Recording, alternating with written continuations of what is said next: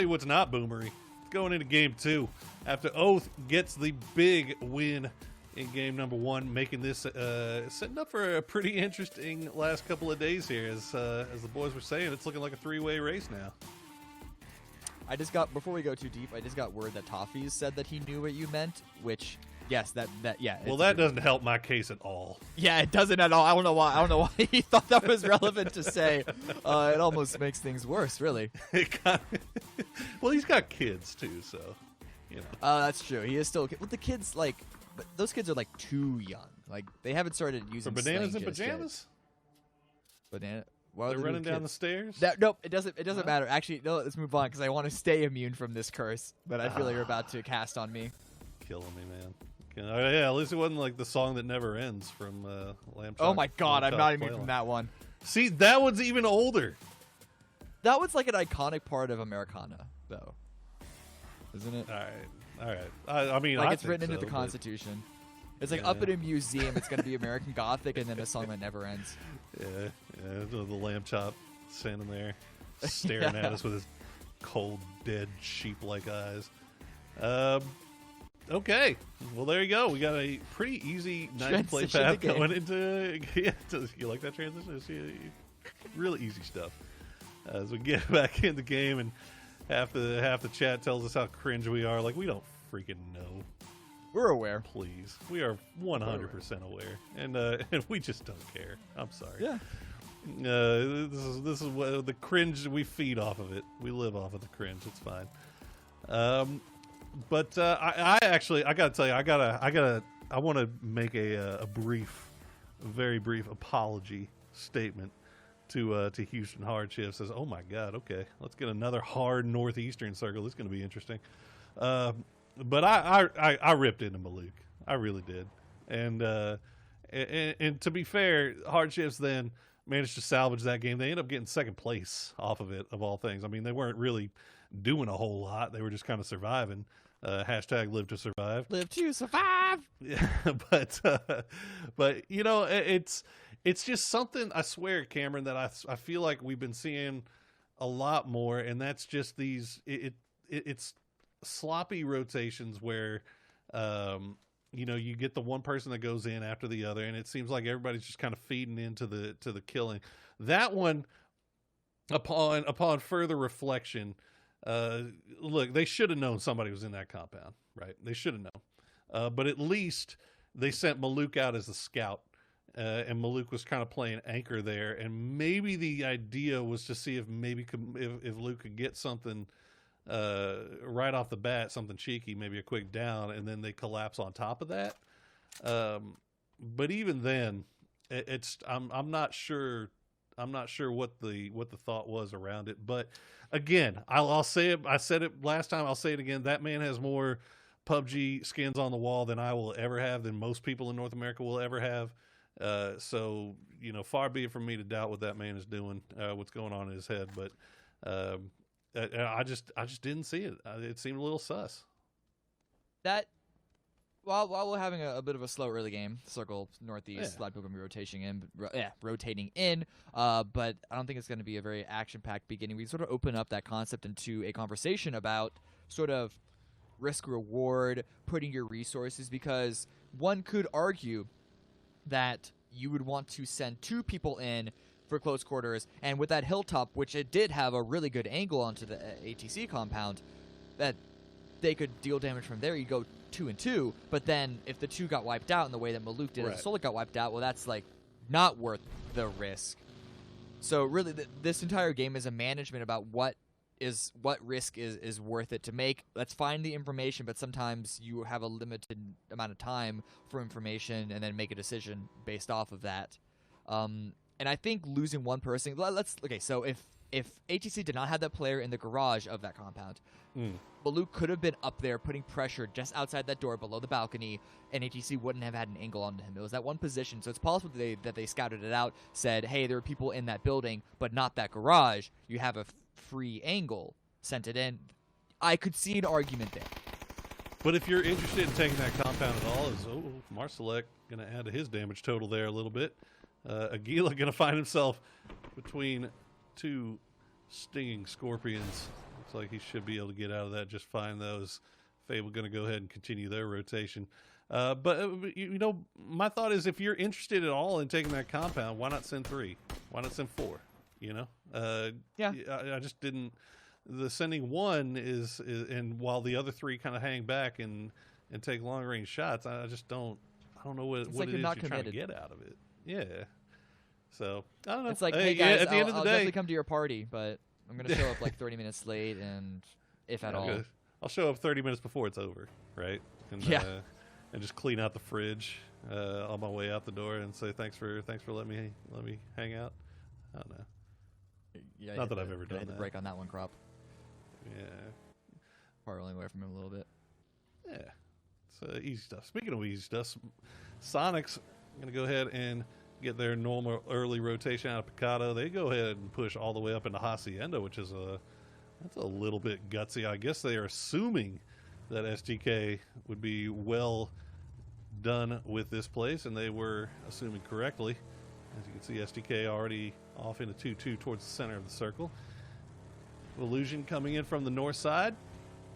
Let's see if Illusion could get something going here today. That first game, man, just did not. That circle was just not going their way. They were trying to make their way in from the north. They ate a whole bunch of blue. They got in late. They ended up having to rotate into an open field. There's nothing really going their way that time. Yeah, there's nothing more punishing about late rotations on Miramar. There are so many areas of the map that if you come in late, significantly more than Erangel, there's a huge chance that you're going to have nothing to play around, and you have to focus on just bombing in towards another team and fighting your way out of it, which is a fair style of play. Absolutely, you should be able to fight your way out of situations, but of course, when you're at a lobby this stacked, top 16 in North America, it's not going to be the easiest. No, it is not.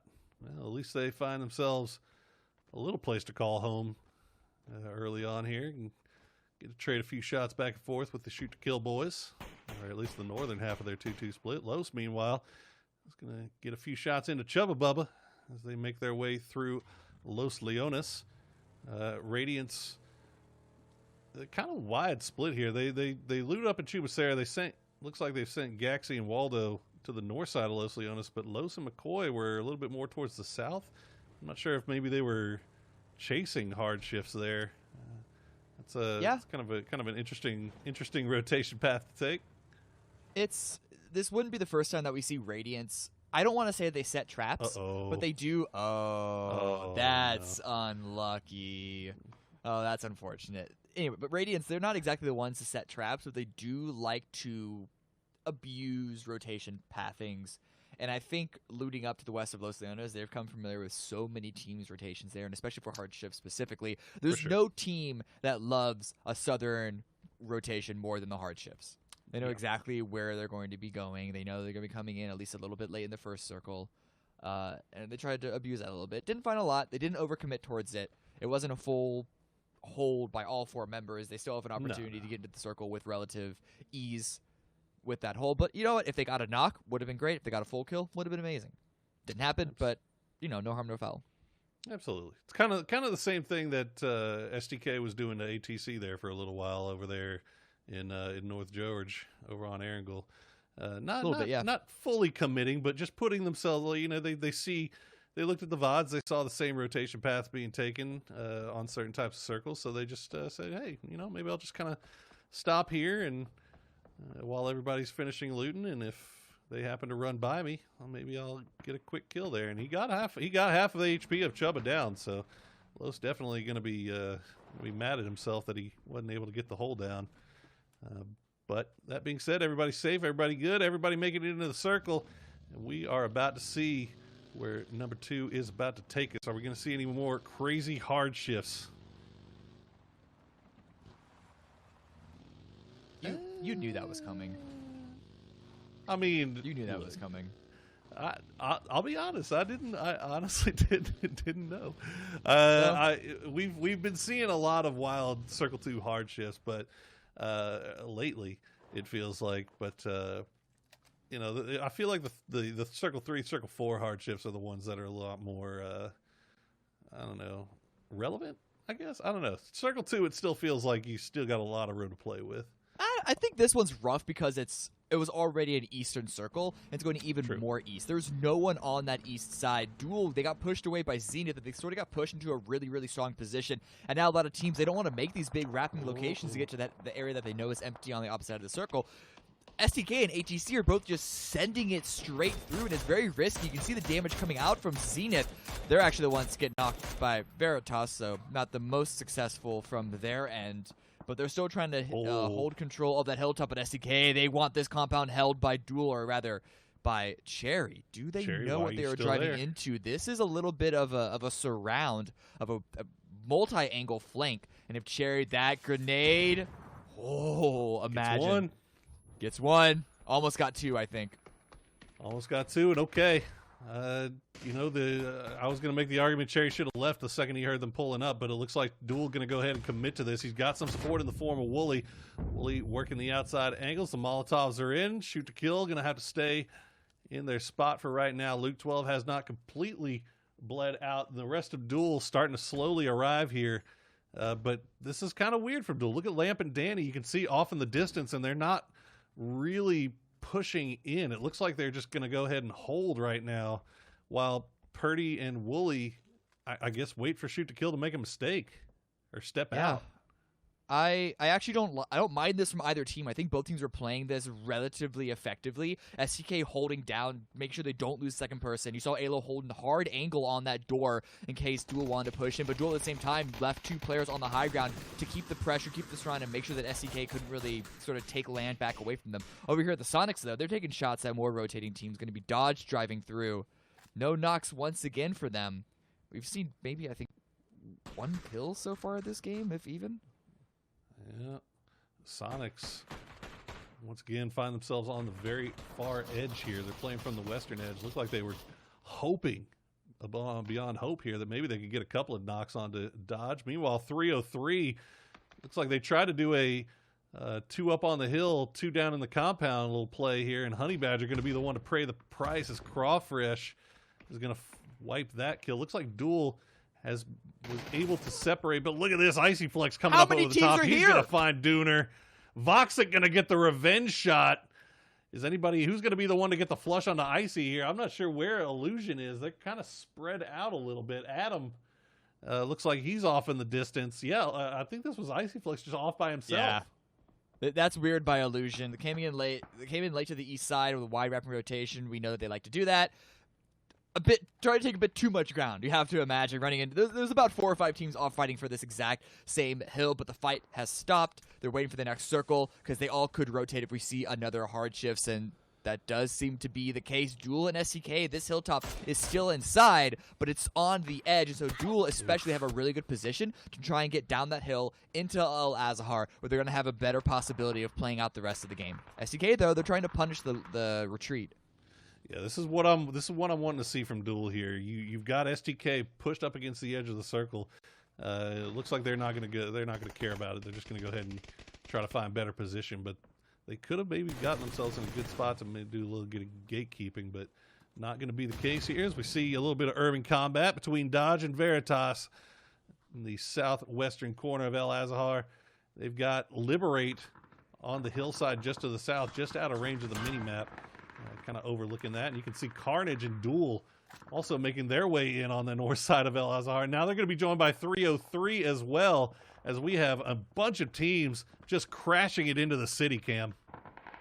I mean, it's either that or try and get to the hilltop, but when it's already taken, that's such a hard push to take. But Duel, how are they getting away with this? They're just sending players across the road, and they are still up. They are still standing. They've grabbed 3 kills out of this, and the 2 duos are quite separated because of Carnage's wedge right in between them. But I don't know. We know how good Duel are in fights. There's a reason why this is the team that we focus so much on why are they not performing to the level that we expect them to. And so I think this is the good right when I say that, Danny G gets dropped. You know what? That's fine, game.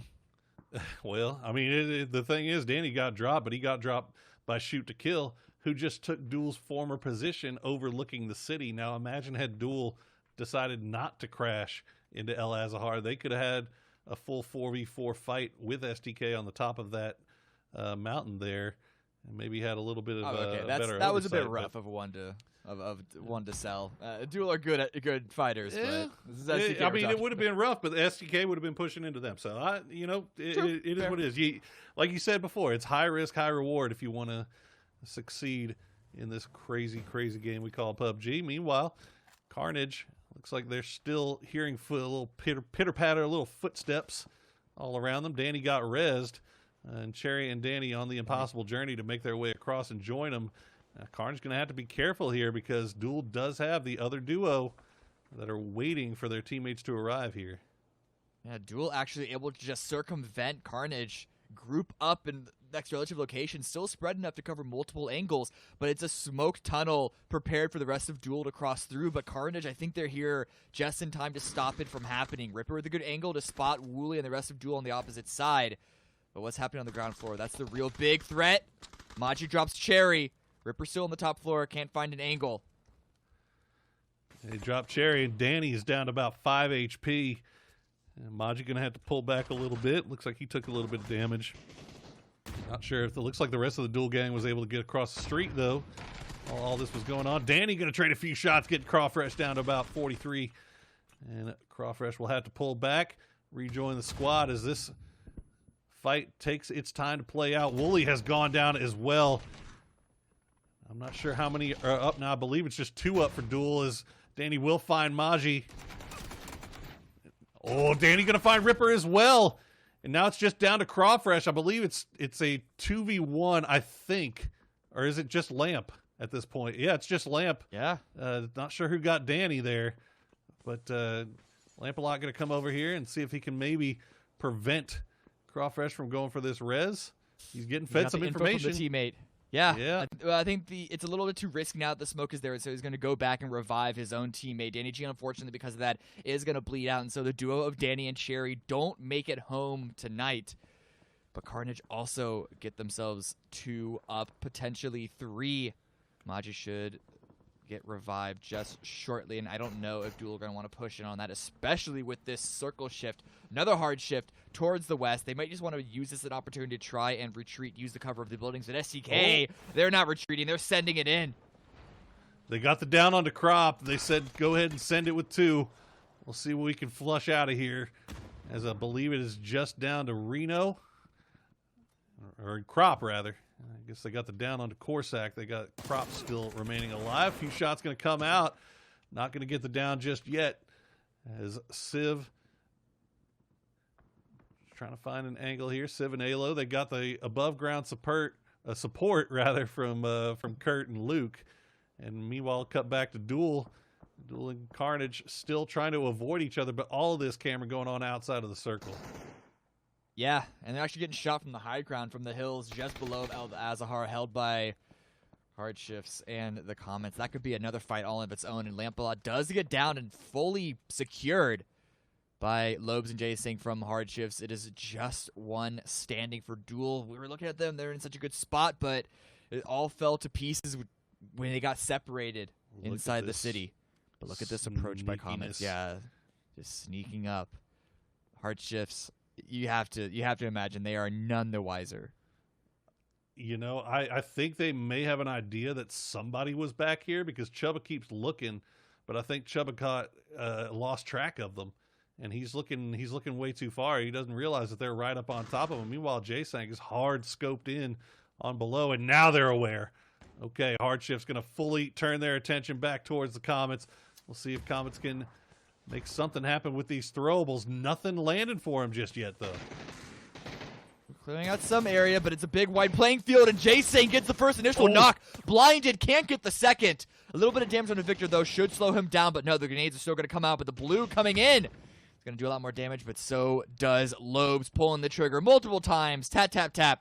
And it's just Victor remaining. They know where he is. Unfortunately, the blue is keeping J-Sane from getting revived. They have bikes. If Hardships wanted to retreat, they don't have to move far with this circle. Yeah, that is a kick in the pants there for Hardships, as they were looking real nice with a high ground position 4 up, and they end up losing J-Sank to a sneaky team.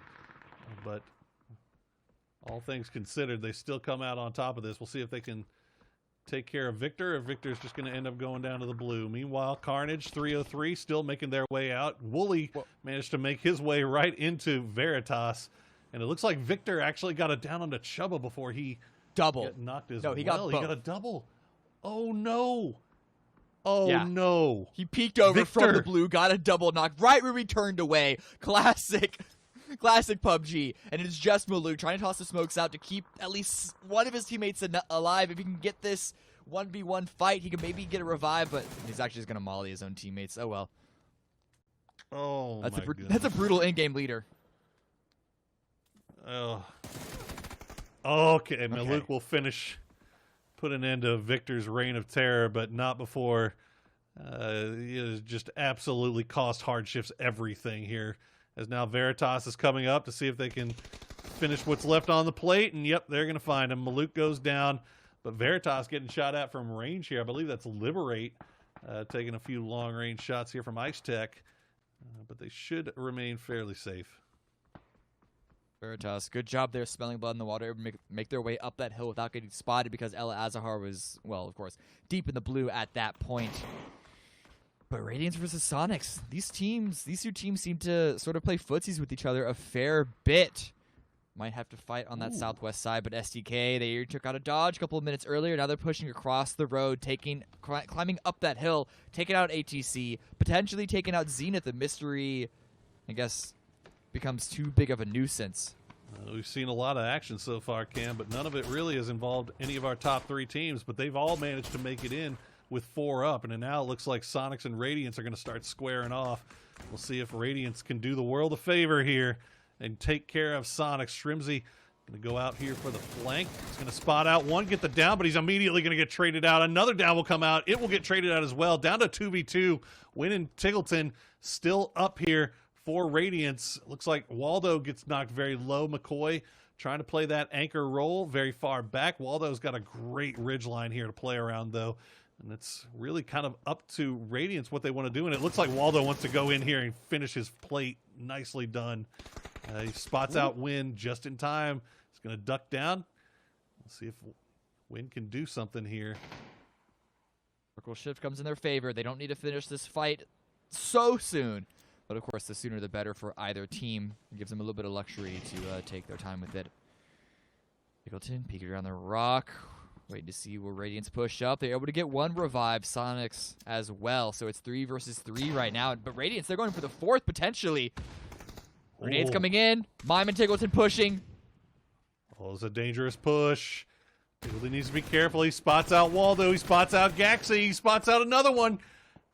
Gets the first down, but doesn't get the others. Waldo does get flushed out. Gaxi does go down. Mime gets traded out. Gaxi gets flushed out here as Win and Tiggleton are now 2v2. They're going to find one. They're going to find 2. Sonics clean it up, but not before losing 2 players, but 6 kills on the board and the entire southwest of this circle to themselves.